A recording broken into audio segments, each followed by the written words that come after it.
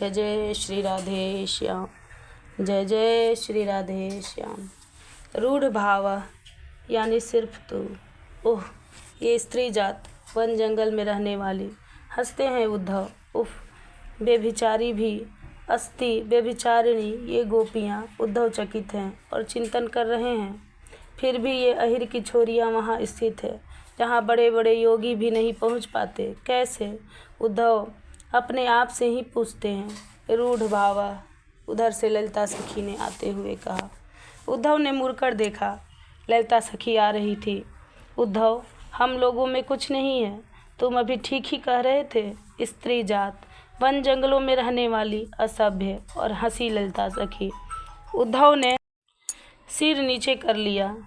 नहीं, व्यभिचारी कहकर तुमने हमको कुछ गलत नहीं कहा है। हाँ, तुम्हारे शास्त्रों के आधार से हम व्यभिचारी ही हैं। अपने पतियों को छोड़कर कृष्ण के पीछे पगला रही हैं। अपने पतियों को त्याग कर कृष्ण से रास कर रही हैं। हाँ उद्धव, हम व्यभिचारी ही हैं। पर उद्धव, तुम्हारे संसार की जितनी भी पतिव्रताएं हैं, उनके पातिव्रत धर्म को तराजू के एक पलड़े में रखो और हमारे व्यभिचार को दूसरे पलड़े में। उद्धव, हमारा व्यभिचार ही जीत जाएगा। उद्धव ने ललिता सखी के मुख से जब ये सुना तो वो स्तब्ध ही रह गए। नहीं चाहिए हमें तुम्हारा संसारिक पातिव्रत धर्म। मुबारक हो तुम लोगों को ही। जिस व्यभिचार से कृष्ण मिलता हो उस व्यभिचार को हम बार बार करना चाहेंगी। अरे उद्धव, हमें व्यभिचारी कह रहे हो? हंसी ललिता सखी। उद्धव, संसार की पतिव्रताओं ने झूठे हाड़ मांस के पुतले को पति मान कर सेवा सुश्रुआ करती रहीं। हाड़ मांस के पुतले में उन पतिव्रताओं को भगवान देखना पड़ता था, पर हमने जिससे प्यार किया उसमें भगवान आरोपित करने की ज़रूरत ही नहीं है। वो भगवान है, चाहे मानो या ना मानो। असली संग औषधम। हंसी ललिता सखी। ये प्रेम का मार्ग है। धर्म और शास्त्रों की होली जलाई है हमने। तभी श्री कृष्ण चरणों में रूढ़ भाव का उदय हुआ है। रूढ़ भाव समझते हो ना? रूढ़ भाव को उद्धव, रूढ़ भाव का मतलब होता है सिर्फ तू, बस तू। अच्छा कृष्ण सखे, एक घटना सुनो जो इस वृंदावन में घटी थी। पर घटना सुनाने से पहले ललिता सखी हंसी, खूब हंसी। वो नई बहू थी, नई नई आई थी वृंदावन में। उद्धव, हम सब गोपियाँ मिलकर गई थी उसकी मुँह दिखाई में। पर उद्धव, उस बहू ने तो हम सबका अपमान कर दिया। कहने लगी, मैं कुल्टा का मुंह नहीं देखती और तुम लोग उल्टा हो। जाओ, मुझे बिगाड़ने आई हो। मैं सब जानती हूँ। अपने पति को छोड़कर तुम किसी छोरे के पीछे लगी हो और सबकी सब लगी हो, पर मैं ऐसी नहीं हूँ। मैं पतिव्रता बनने आई हूँ। तुम्हारे वृंदावन में आदर्श की स्थापना करूँगी। उद्धव, हमें भी क्या पड़ी थी कि पीछी से छोड़ी से हम उपदेश सुने। मैंने कहा था, सुन, हमें तो तेरा मुंह देखने का शौक़ नहीं है। जा, तू क्या हमारा मुंह नहीं देखेगी? हम तेरा मुंह नहीं देखेंगी। हट। ऐसा कहते हुए हम सब सखियाँ चल दी थी अपने अपने घर की ओर। उद्धव, उस बहू की सास थी ना, वहीं ये सब पढ़ाती थी उसे।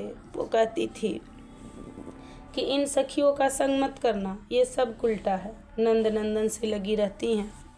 वो सास को यमुना जल भरने भी नहीं जाने देती थी। पर कब तक भीतर रखती अपनी बहू को वो सास। एक दिन बहू थोड़ी पुरानी भी हो गई थी। वो यमुना जल भरने को निकली। मार्ग में मिल गए श्याम सुंदर। वो लटे, वो मधुर हास, वो सुंदरता। पागल हो गई वो बहू। ललिता सखी उद्धव को ये प्रसंग सुना रही हैं। अब तो उस बहू की आंखें चढ़ी हुई थी, पग डगमग हो रहे थे, मटकी भी वहीं फूट चुकी थी। जैसे तैसे अपने घर आई। परिवार वालों ने उससे पूछा, क्या हुआ, तेरी ये दशा कैसे हुई? पर वो कुछ न बोल सकी।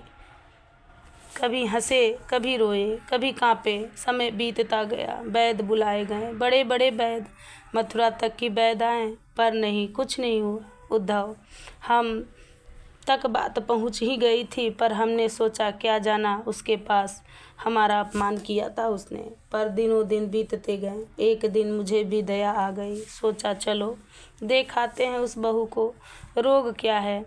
ये बात हमसे छुपी नहीं रही थी। सब कह रहे थे भूत लगा है। मैंने ही मन कहा नहीं, नंद का पूत लगा है। ललिता सखी ये कहकर काफ़ी देर तक हंसती ही रही। उद्धव, मैं गई। मेरे साथ कुछ गोपियाँ भी थीं। बड़े वैद्य आए थे। सब नाड़ी देख रहे थे। कोई दवा दे रहा था, कोई झाड़ फूँक कर रहा था। मैं देखती रही। जब सब चले गए तब मैं उस बहू के पास गई। उसने मुझे देखा। वो मुझे मुंह मोड़ने लगी तो मैंने कहा, सुन बहू, तेरा इलाज इन वैद्यों के पास नहीं है बहू, क्योंकि इन्हें पता ही नहीं है कि तुझे हुआ क्या है। मुझे पता है। फिर इसकी दवा क्या है? बहू ने दुखी होकर पूछा। कृष्ण को देख लिया है ना? ललिता ने कान में धीरे से पूछा। सिर हिलाकर हाँ में जवाब दिया। हे पतिव्रता जी, अब तो एक ही उपाय है इस रोग को ठीक करने का। ठीक होने कि हम जैसे उल्टा का संग करो। ये प्रेम रोग है, ये प्रेम रोग लगा है तुम्हें, इसलिए उपाय यही है कि हम जैसी उल्टाओं का संग करो और अपने यार के बारे में खूब चर्चा करो, बतियाओ, यही तुम्हारा है, ये रोग ठीक होगा। ललिता सखी ने हंसते हुए प्रसंग सुनाया था। फिर चुप हो गई। लंबी सांस ली ललिता सखी ने। फिर उद्धव को बोली, कोई बात नहीं, कृष्ण के नाम से बदनाम भी हो तो हम धन्य हैं।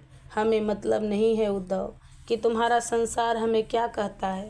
हमें तो इस बात से मतलब है कि हमारा कृष्ण हमारे बारे में क्या सोचता है। नहीं नहीं, हम लोग बेभिचारी नहीं हैं। उद्धव जी रो पड़े। बेभिचारी तो हम हैं ललिते। बेभिचारी उसे कहते हैं जो एक से नहीं, जो एक का नहीं, अनेकों से जुड़ा हुआ है। पर आप लोग कहाँ अनेकों से जुड़े हैं। आप तो एक श्री कृष्ण के प्रति ही रूढ़ भाव रखती हैं। आप कैसे बेभिचारी हुई? हम हैं बेभिचारी तो क्योंकि अनेकों में लगे हैं। हमें धन चाहिए, पद प्रतिष्ठा भी चाहिए, परिवार भी चाहिए, मित्रजन भी चाहिए, पर आप तो धन्य हैं। आपके बेभिचार के आगे तो अनुसुईया इत्यादि का पतिव्रत धर्म भी व्यर्थ लगता है। धन्य है आपका ये रूढ़ भाव। उद्धव जी ने ललिता सखी को प्रणाम किया था। जय जय श्री राधे श्याम। जय जय श्री राधे श्याम।